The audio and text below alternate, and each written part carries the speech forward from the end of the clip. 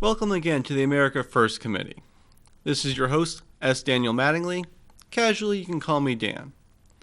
On this show, we want to try to unearth the truth behind American foreign policy and how, going forward, it would be best for us to be able to, casually people might say, mind our own business, but really what it is show due respect to all the nations in the world.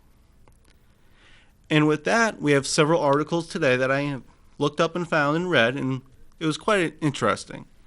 It runs the gamut from Defense Secretary Hagel stepping down, and then you have the articles from, for instance, Mother Jones, which would be a more left-leaning publication, and then we have an article from the right-leaning publication, the American Conservative, all dealing with foreign policy.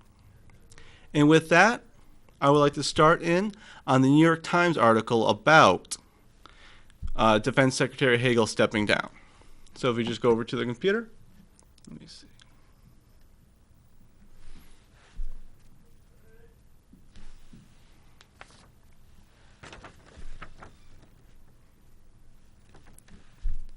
Now over on the computer we can see that we have New York Times. Hagel resigns under pressure as global crises test Pentagon. In this article,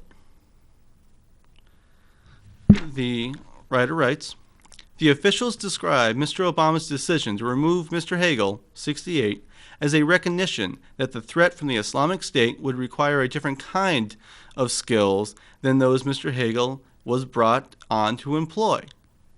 A Republican with military experience who was skeptical about the Iraq War, Mr. Hagel came in to manage the Afghanistan combat withdrawal and the shrinking Pentagon budget in the era of budget sequestration. He goes on further to say, in Mr. Hagel's less than 2 years on the job, his detractors said he struggled to inspire confidence in the Pentagon in the manner his predecessors, especially Robert Gates.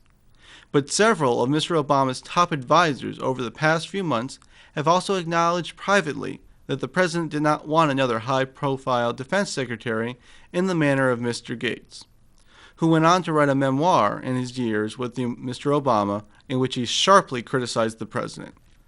Mr. Hagel, they said, in many ways was exactly the kind of defense secretary whom the president, after battling the military during his first term, wanted. Farther down, Mr. Hagel, for his part, spent his time on the job largely carrying out Mr. Obama's stated wishes on matters like bringing back American troops from Afghanistan and trimming the Pentagon budget, with little pushback. He did manage to inspire loyalty among enlisted soldiers and often seemed at his most confident when talking to troops or sharing wartime experiences as a Vietnam veteran. The most memorable flare-up in his time as defense secretary was discussing the President Obama's dubbed junior varsity team ISIS/ISIL. Mr. Hagel, facing reporters in the now familiar role next to General Dempsey, called the Islamic State an immediate threat to every interest we have, adding, "This is beyond anything that we've seen." White House officials later said they viewed those comments as unhelpful, although the administration still appears to be struggling to define just how large a threat is posed by the Islamic State. Now, within the article, the most disturbing fact that I was able to pull from it was in the lower half of it, where it says, in the past few months, he is largely ceded, he being former Defense Secretary Hagel, has largely ceded the stage to the chairman of the Joint Chiefs of Staffs, General Martin E. Dempsey, who officials said initially won the confidence of Mr. Obama with his recommendation of military action against the Islamic State. Now that's the most disturbing part of this article because it's going to directly tie in to where the Obama administration seems to be wanting to head with how to deal with the Islamic State, ISIL. And that's why I would like to bring up my next article that I was able to get from the AP. And I'll be able to pull it up on the computer right here. All right. An aide says that Obama is open to limits in war authorization. In this article, the Obama administration is open to limits on the duration of its military efforts in Iraq and Syria and on the potential use of ground forces in a new war authorization against the Islamic State, a top presidential advisor said Wednesday. Tony Blinken, currently President Barack Obama's deputy national security advisor, said discussions would continue with Congress on updating the legal basis for U.S. intervention. Later on, they say, he was asked by Chairman Democratic Senator Bob Menendez of New Jersey if a 3-year limit on operations and a prohibition on large-scale ground combat missions were reasonable. Blinken said those conditions would be appropriate and could form a good basis for the law. Now, my question to you, the listener, and to the potential reader, how does one define a large-scale ground combat operation?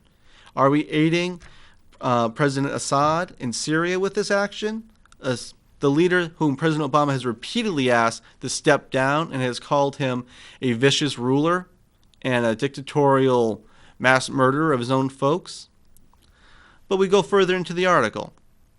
After his party's drubbing, his being Barack Obama's, drubbing in midterm elections, Obama said he'd work with Congress during the current lame duck session on a new authorization for the U.S. intervention in Iraq and Syria.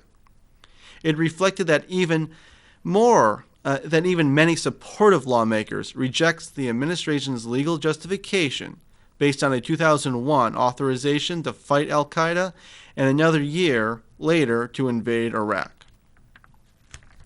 Now, the Islamic State group didn't exist at the time of either vote, emerging only recently from the al-Qaeda movement. They've primarily fought against each other since. Nevertheless, Republicans and Democrats say the administration isn't prioritizing a new authorization, having yet to outline what it wants from Congress or dispatch top officials to testify. As a result, the law won't come this year, and it's unclear when the matter will be taken up in 2015. Farther down in the article, a delay won't immediately affect the American war effort in Iraq or Syria. Obama insists he already has the authority to conduct the counterterrorism mission, and U.S. officials haven't indicated they'd halt military activity if lawmakers vote down any authorization bill. So, to Congress, Obama says, if you vote for it, I'm happy. If you vote against authorizing me to go to war, it doesn't matter. We're still going to be bombing and attacking and placing these troops over there. To end the article, it looks like we're going to see more pressing issues may be at stake for Congress and the administration. Permission to arm and train Syrian rebels, a central plank of Obama's strategy to defeat the Islamic State militants, expires next month. Now, will these weapons end up in the hands of ISIL, like so many other arms that we sent over to the region have in the past? And for these militant groups, these rebels, that's where ISIS and ISIL originally had some of their supporters from. How are we going to determine who's the good rebels and who are the bad rebels in this fight that we're having? All they're doing is rebelling and fighting against originally Assad, and now they're fighting against ISIL. This is a very troubling predicament and a very troubling issue and path that we're going down, where we're getting sucked further into that civil war that's happening in Syria. And I don't know where we can find our good friends and our bad friends. I know, actually, you know what? Our bad friends, I know where to find those easily. But our good friends in the region, it's getting tougher and tougher.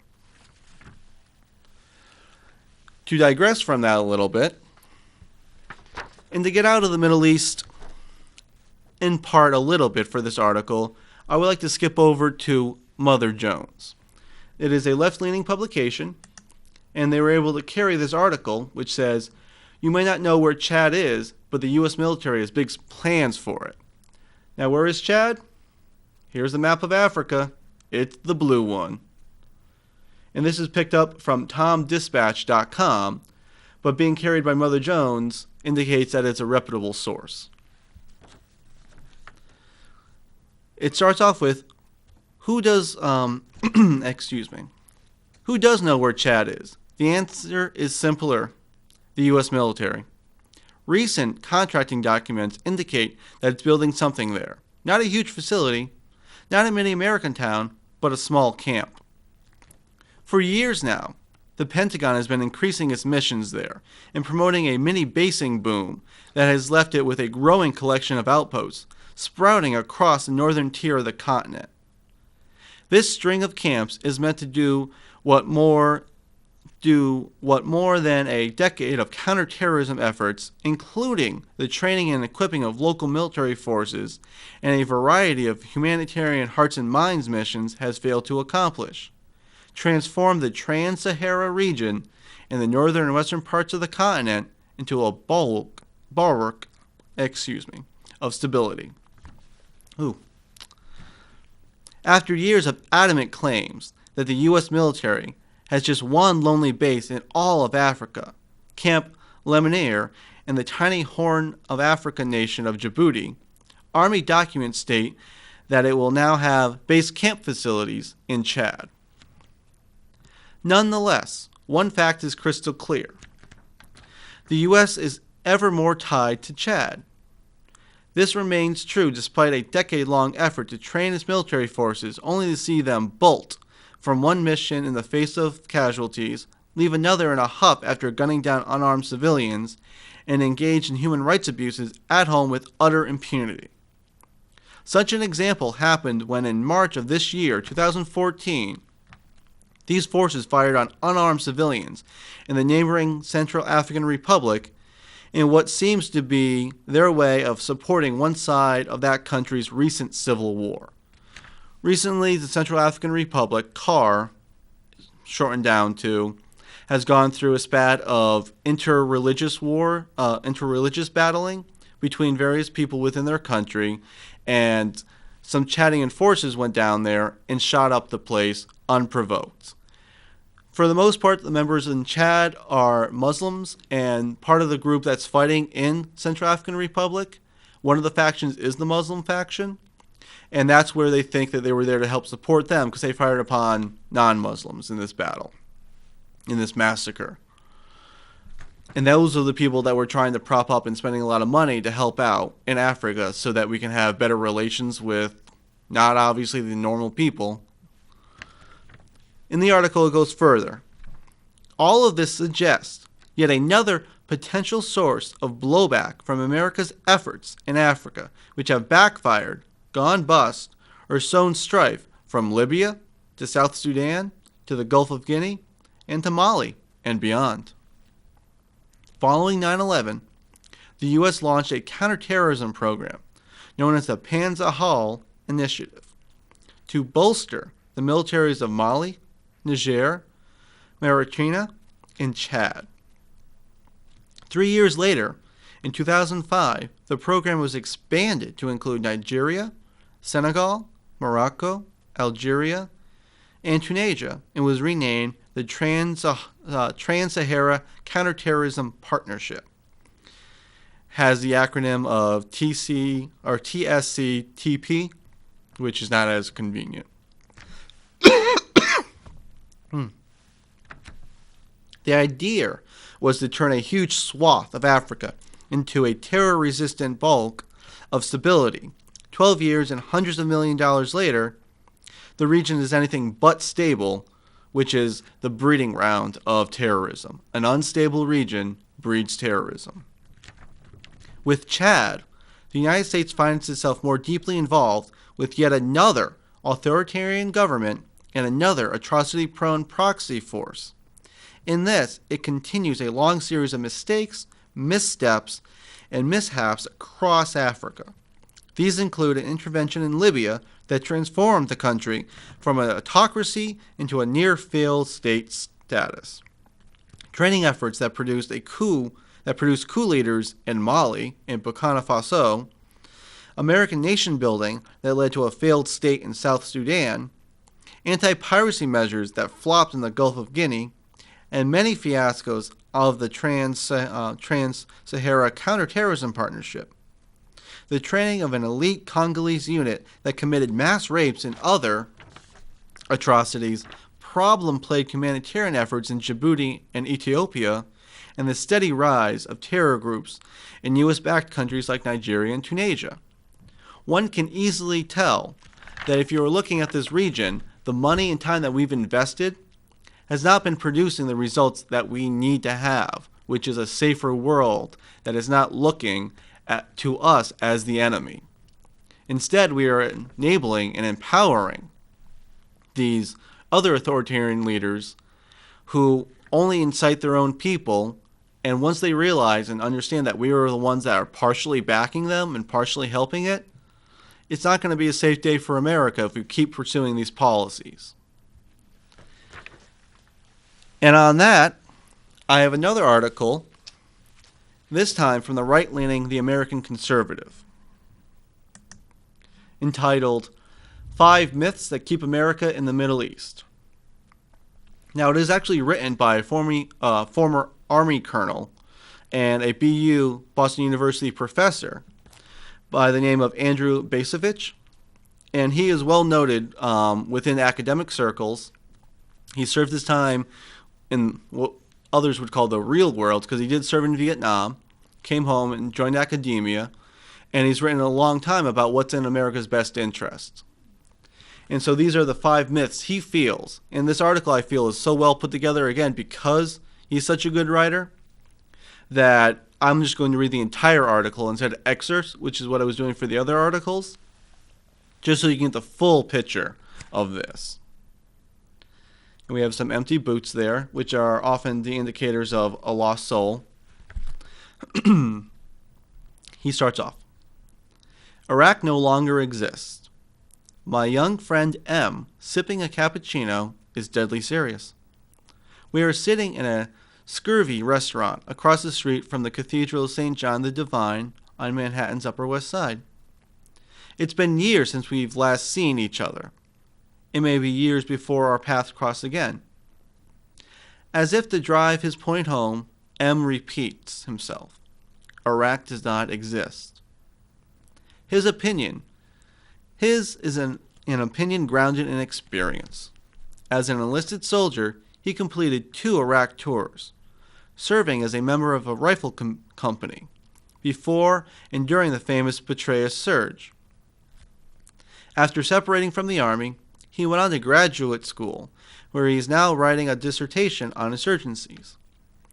Choosing the American war in Iraq as one of his cases, M has returned there to continue his research.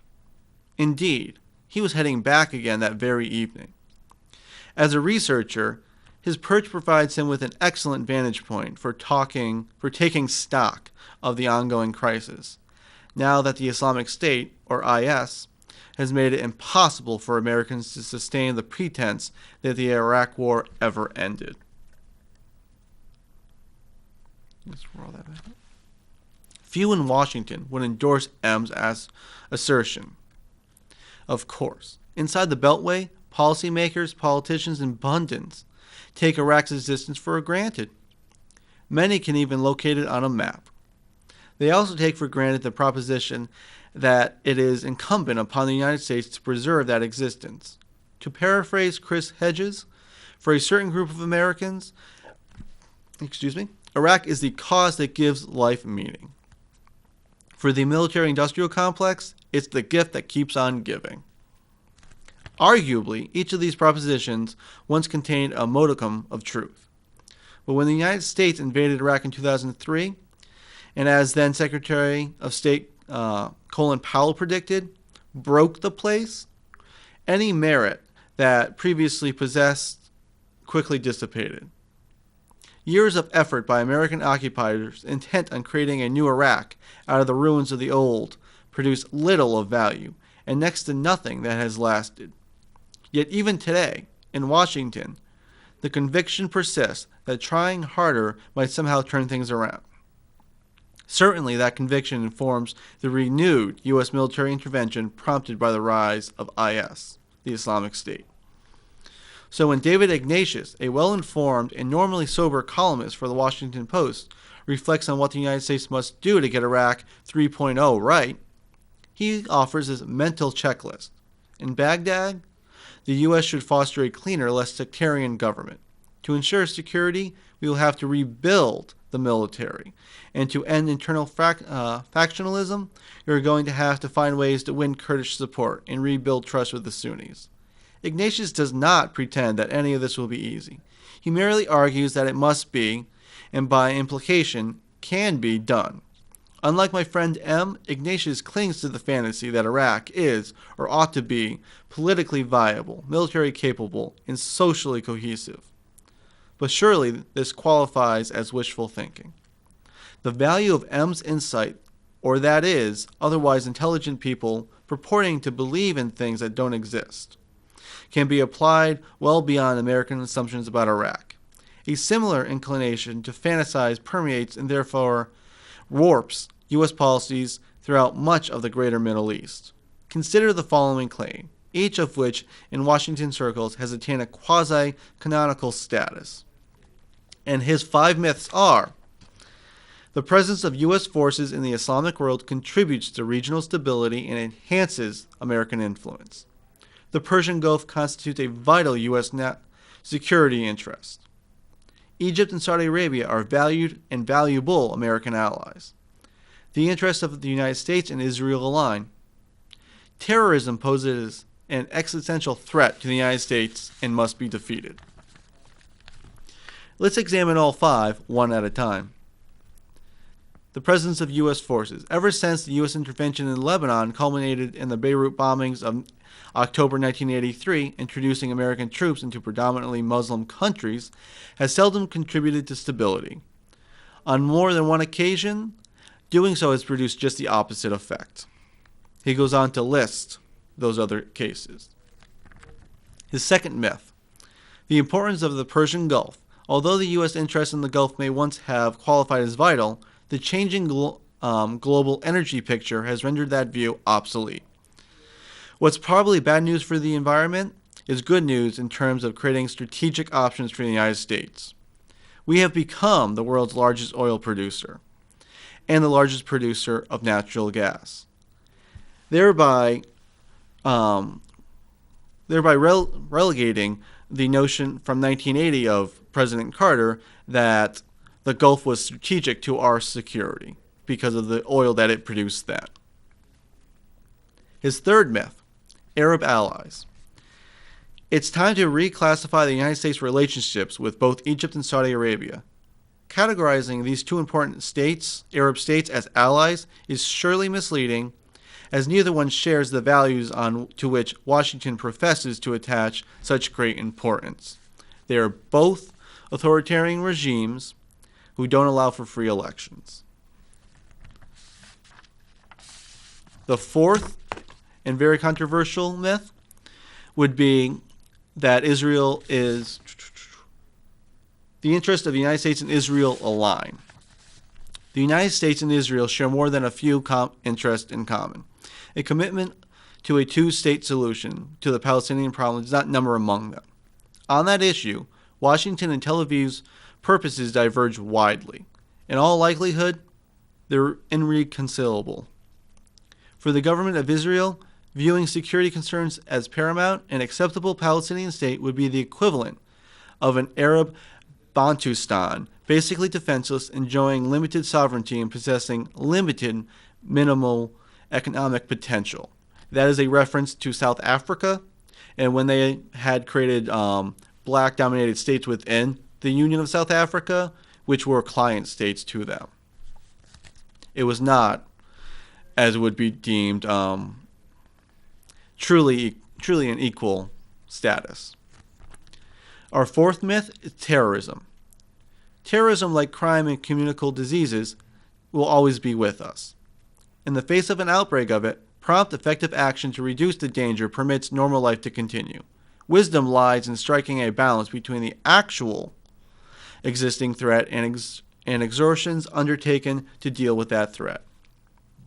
Grown-ups understand this. They don't expect a crime rate of 0 in American cities. They don't expect all people to enjoy perfect health all the time. The standard they seek is tolerable.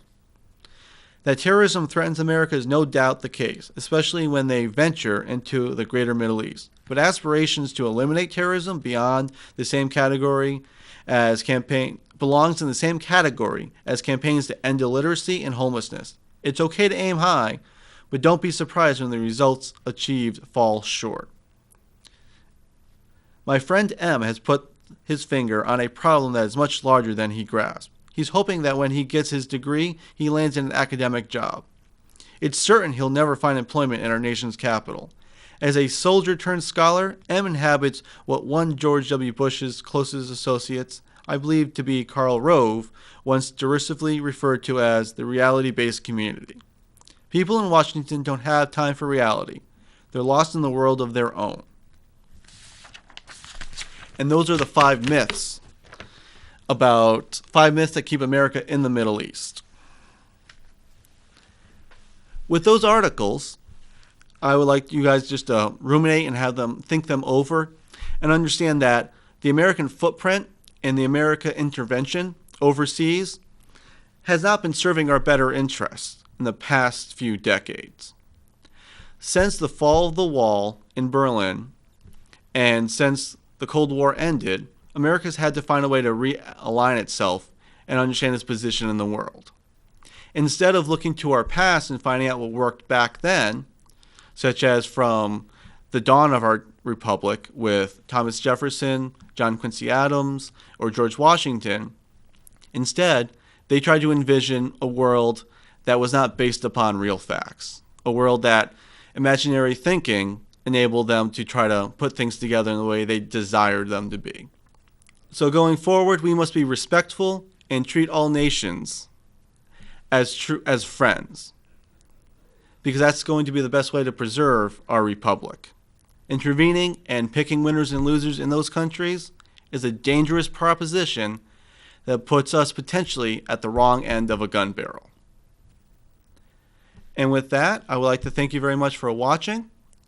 Enjoy the night. I had wanted to also, during my half hour, talk about the Benghazi report, which I ran out of time tonight to talk about, but we'll be talking about that next week. I thank you and have a great night.